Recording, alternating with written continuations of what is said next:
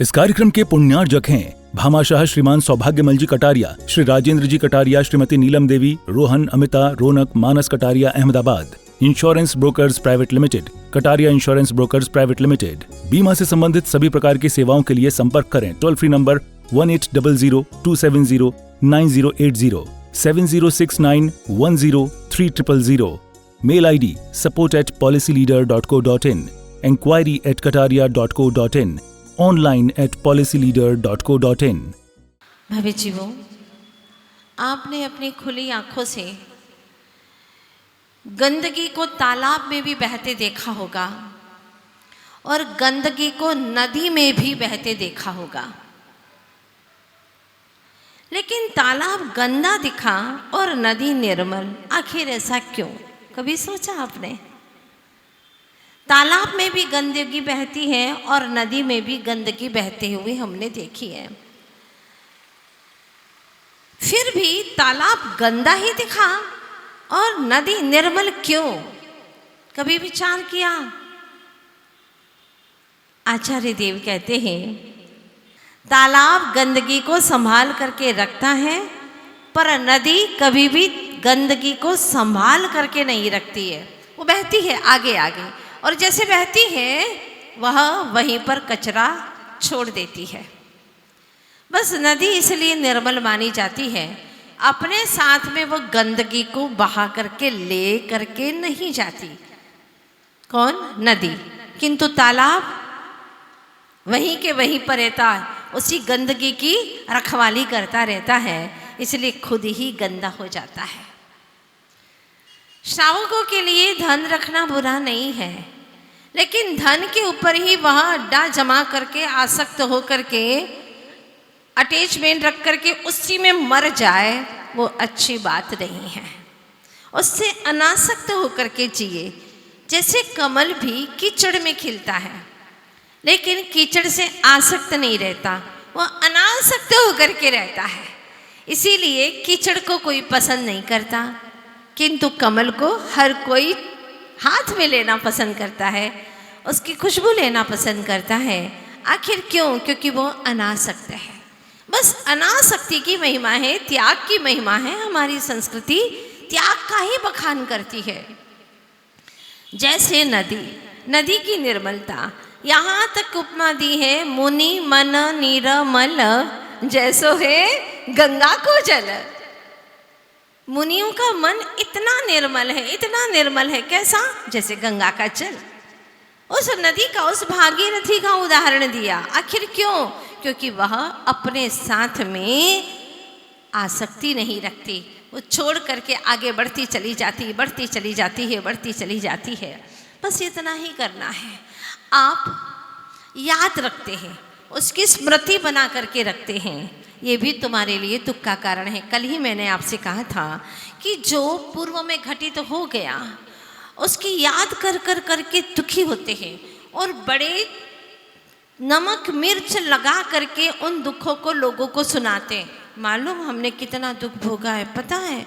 अरे हमने बहुत दुख भोगा है। और बिल्कुल रुआसी आवाज में, आंखों में पानी भर भर करके ऐसी वेदना से सुनाते हैं कि सामने वाला भी द्रवित हो जाता है। हाँ, ऐसा सुनाते। क्या बताऊं, बहुत दुखी रहे। अभी दुखी थे क्या? अभी तो दुखी नहीं हो ना। 2 मिनट पहले तो अच्छे हंस हंस करके ठहाके से बात कर रहे थे, और जैसे दुख की बात याद आई रोना चालू हो जाता है। रोने जैसी आवाज बदल जाती है। क्या नाटककार नाटक करता होगा! इतनी गजब की नाटक की कला है तुम्हारे अंदर। कब रोना शुरू कर देते हैं और रोने के अंदाज में सुनाते हैं लोगों को। पता है, हमने जितना दुख भोगा दुनिया में किसी ने नहीं भोगा होगा। हाँ, और नमक मिर्च लगा लगा करके उसको सुनाना शुरू कर देता है। आपसे पूछना चाहती, इन दुखों को सुनाने से अब कुछ होने वाला है क्या? वर्तमान में दुख में बिता रहे हो तुम। दुख शोक तापा क्रंदन वध परिदेव नान्यात्म परो भय स्थान्य सद्वेद्यस्य, इससे असाता वेदनी का आश्रव हो रहा है।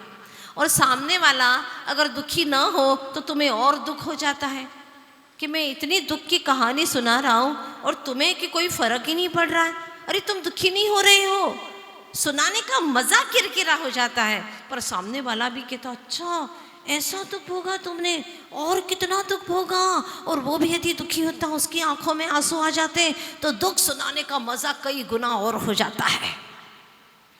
और फिर सुनाते जाते खुद तो दुखी हैं ही, असाता का आश्रव कर रहे हैं और सामने वाले के भी असाता का आश्रव कराते हैं। इसलिए ऐसी संगति में कभी मत बैठना जो तुम्हें दुखों की व्यथा कथा सुनाता रहे और तुम्हारा भी समय बर्बाद करे। जो तत्वज्ञानी हो, आत्मकथा करे, उसके पास में जाओ, जो तुम्हें आत्मा की चर्चा सुनाए, तत्व ज्ञान की बात सुनाए, जिससे तुम्हारा दुख समाप्त हो और तुम्हें भी सच्चा सुख का पथ मिले। एक बात पूछना चाहती हूँ आप ही से, आपके जीवन में रोजमर्रा में जो घटित तो होता है, उसी में से कोई तत्व की बात निकालिए। समय सार ग्रंथराज कहता है, समय समय पर तत्व ज्ञान की चर्चा करिए। कैसे? आपने 1000 रुपये की साड़ी खरीद ली, मनपसंद साड़ी खरीदी, बहुत खुश हुए आपने साड़ी खरीद ली है। क्या आप अपनी सहेली से ये सुनाते, आज तो मेरा 1000 रुपया चला गया, ख़त्म हो गया, मेरा 1000 ख़त्म हो गया, ऐसा दुखी होते हैं क्या? बल्कि ये सुनाते, देख मैं आज साड़ी लेकर के आई हूँ, हाँ कितनी अच्छी साड़ी है, देखना बहुत अच्छी साड़ी लेकर के आई हूँ मैं। जो लाए हो इसकी खुशी मनाते हैं, जो पैसा चला गया उसमें दुखी पीड़ित नहीं होते हैं आप, व्यथित नहीं होते हैं आप, बल्कि स्वयं खुशी और औरों को भी खुशियाँ देते हैं। इतनी अच्छे से सुनाते हैं कि सामने वाली सहेली का भी मन हो जाता है, कौन सी दुकान से खरीदी है, हाँ बहुत अच्छी लग रही है। उसका मन जब तक ना कर दो तुम्हें चैन नहीं पड़ता।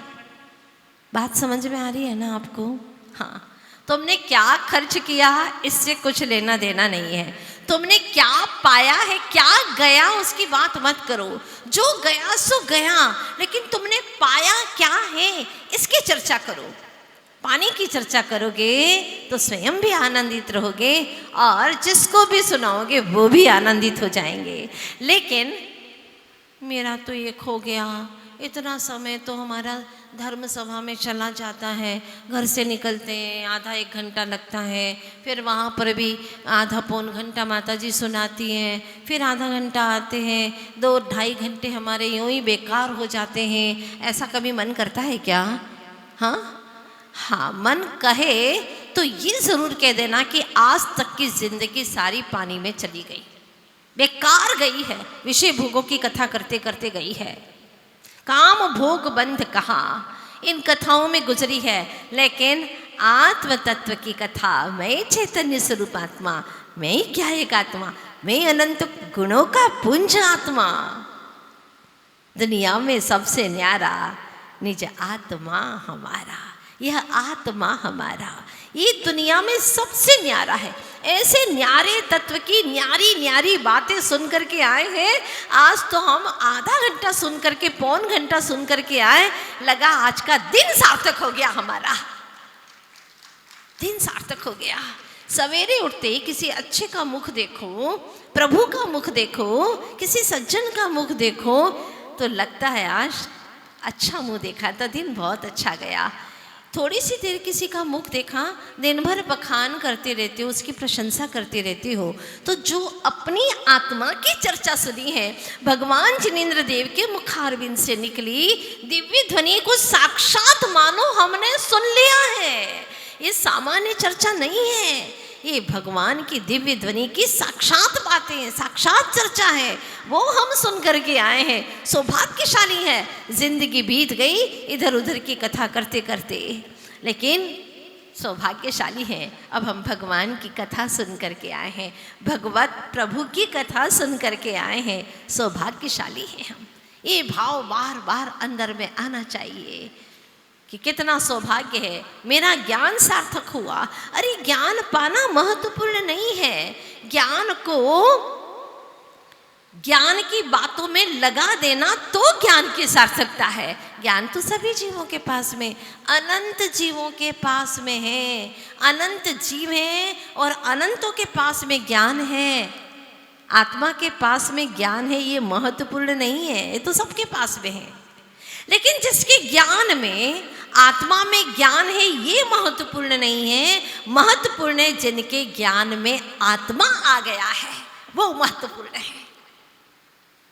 जिनके ज्ञान में आत्मा आ गया, आत्मा की बातें, प्रभु परमात्मा की बातें आ गई हैं, वो ही सुहाती हैं, वो ही रुचिकर लगती हैं, तो समझ लेना कि उसे ज्ञान की महिमा आ गई है। पर वस्तु, पर भाव सब छोड़ दिया है जिन्होंने, और रुचिकर लगा है निज आत्मा। ऐसी भाग दौड़ नहीं जैसे कि राम सीता के पीछे भाग रहे हैं और सीता जी हिरण के पीछे, स्वर्ण के हिरण के पीछे भाग रही है। ये बाह्य रामायण की कथा है, और भीतर के रामायण की कथा तो यह है कि आत्म राम बस अपने ज्ञान स्वरूपी आत्मा के पीछे ही जा रहा है, दौड़ रहा है, और अपने आप में ही प्रवाहित है, और ऐसा प्रवाहित होता है कि अपने आप में स्थिर हो जाता है। ये है अंतर के रामायण की कथा, ये निज आत्म राम की कथा है, बहुत महत्वपूर्ण है। व्यक्ति सोचता है कि मैं दुनिया की बातें करूं और खुशहाल हो जाऊं, सुखी हो जाऊं, संभव नहीं है।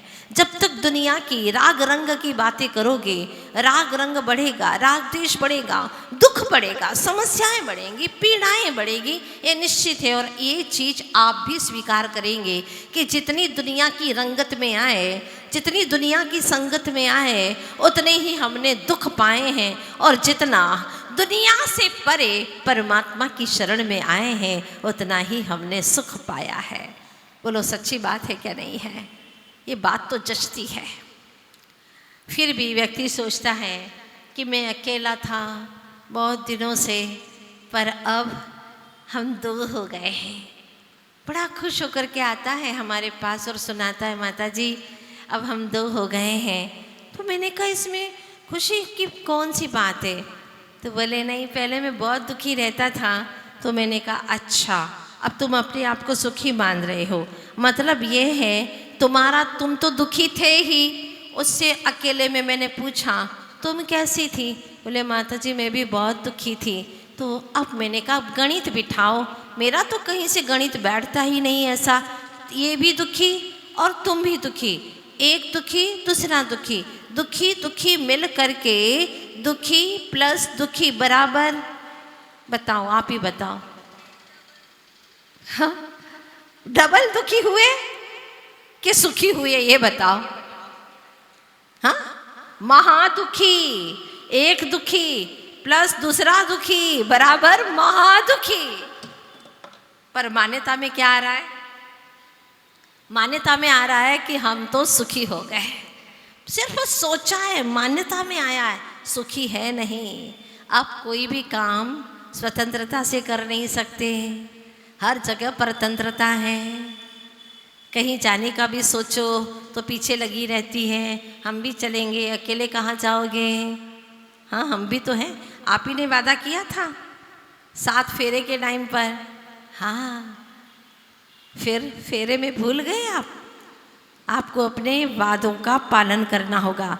2 आग के गोले मिलकर के कभी शीतल हो सकते हैं क्या? चलो अब बात समझ में आ जाएगी। 2 आग के गोले मिलकर के शीतल हो सकते हैं क्या? अरे दूनी आग लगाएंगे। पर कैसे समझाएं, कौन समझाए? ज्ञानी तो ये सोच करके, जान करके, ये सब पर भाव है, सब पर द्रव्य है, ये जान करके विमुंच दे, छोड़ देता है। उस ज्ञान की महिमा है, उस ज्ञान की महिमा आती है जिस ज्ञान के अंदर सही तत्व झलक आया। क्या स्व है, क्या पर है, क्या है, क्या उपादेय है, क्या आत्मा का हित है और किसमें आत्मा का अहित है, ये जिसे ज्ञात हो गया। आप लोग भी जानते तो हैं, लेकिन ऊपरी तौर पर जानते हैं, अंतरात्मा से नहीं जानते नहीं हैं।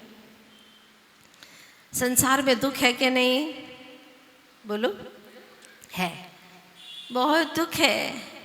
आचार्य कहते हैं कि साधु संतों के जीवन में तो 22 ही परिचय जय करना होता है, लेकिन आप लोगों के जीवन में 22,000 परिचय है, पर उसको परिचय जय नहीं कहते। क्यों? पराधीन होकर के सहन कर रहे हैं, मजबूरी है। लेकिन साधु संत स्वाधीन होकर के निज आत्मबल से 22 परिसरों को विजय करते हैं और कर्मों की निर्जरा करते हैं। पराधीन होकर के कितना दुख सहते हैं और फिर सबको सुनाते, क्या करें, सहना ही पड़ता है, हाँ गृहस्थी में है तो सहना ही पड़ेगा, ऐसा बोलते हैं। किसने कहा कि तुम्हारी आत्मा गृहस्थी है? अरे आत्मा तो न गृहस्थी है और न ही मुक्त है, कुछ नहीं, आत्मा तो आत्मा है। एक गाथा में आया है समय सार में, नादा जो सोद सोचेव न विहोदी अपमत्तो न पमत्तो जान गोद जो भावो एवं भणंति शुद्धा नादा जो सोद सोचेव। आत्मा कैसी है? आत्मा तो जैसी है वैसी है।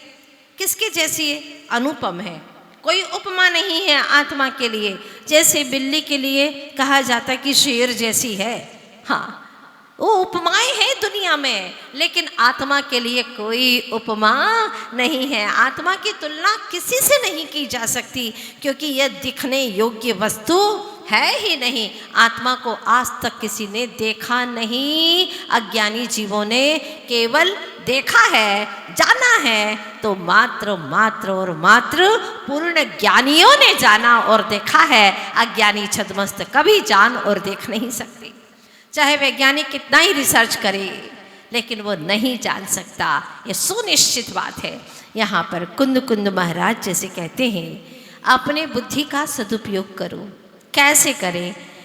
एक राजा शूरसेन नाम का, पड़ोसी राजा चंद्रभान, उसके पास में बेहतरीन सुरमा आया दूर देश से। इतना अद्भुत सुरमा था कि जो अपने आँख में लगाए उसके आँखों में रोशनी आ जाए, अंधे को रोशनी मिल जाए, ऐसा गजब का सुरमा था। और शूरसेन राजा के वहाँ पर शूरसेन राजा ने जब चंद्रभान को सुरमा की डिब्बी भेजी तो उसने कहा था कि ये अद्भुत सुरमा है और इसका पूरा सदुपयोग कीजिएगा, एक डिब्बी मैं आपके पास में भेज रहा हूँ। अब जब वह डिब्बी भेजी तो देखा वहाँ पर उस राज्य के अंदर सब अधिकांश लोग नेत्रहीन थे। अधिकांश लोग, जहाँ देखो वहाँ अंधे अंधे अंधे। Bhamashah Shriman Saubhagyamal ji Kataria, Shri Rajendra ji Kataria, Shrimati Neelam Devi, Rohan, Amita, Raunak, Manas Kataria, Ahmedabad. Insurance brokers private limited, Kataria insurance brokers private limited. बीमा से संबंधित सभी प्रकार की सेवाओं के लिए संपर्क करें। Toll free number 1800-270-9080, 7069103000। Mail ID support@policyleader.co.in, enquiry@kataria.co.in, online at policyleader.co.in।